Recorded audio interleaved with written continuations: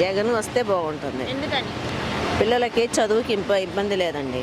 అది ఫీజు రిమెంబరీ కింద అన్నీ వస్తున్నాయి. అంతా బాగానే ఉంది.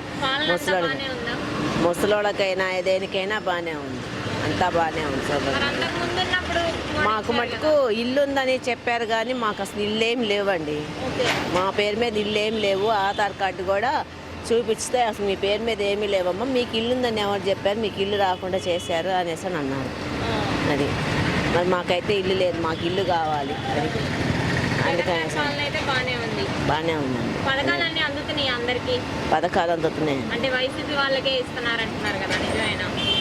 ఏమో తెలియదండి. మేము మటుకు జగన్ పార్టీ కాబట్టి మేము ఇస్తున్నాం. మా పిల్లలు చదువుకి ఇబ్బంది లేదండి. మేము చదివించే స్తోమత లేదు. అందుకనేసి పిల్లలు బాగా చదివించుకుంటున్నాం ఇప్పుడు. అది పిల్లలు అబ్బాయి ఏమో బీటెక్ సెకండ్ ఇయర్, చిన్న అమ్మాయి ఏమో polytechnic first year, diploma first year. పెద్ద అమ్మాయి గవర్నమెంట్ హాస్పిటల్లో ట్రైనింగ్ చేస్తుంది. అంతే, వాళ్ళిద్దరికి వస్తుంది. ఈ సంవత్సరమే చిన్న అమ్మాయి జాయిన్ అయింది, ఇంకా రాలేదు. వస్తాయమ్మా అని చెప్పారు. ఇక అంతే. ఇంకా మాకైతే ఇబ్బంది లేదు. ఒక ఇల్లు కోసమే మేము చూస్తున్నాం. అది ఇల్లుకి అప్లై చేసుకోవాలి. గెలిపిస్తారు.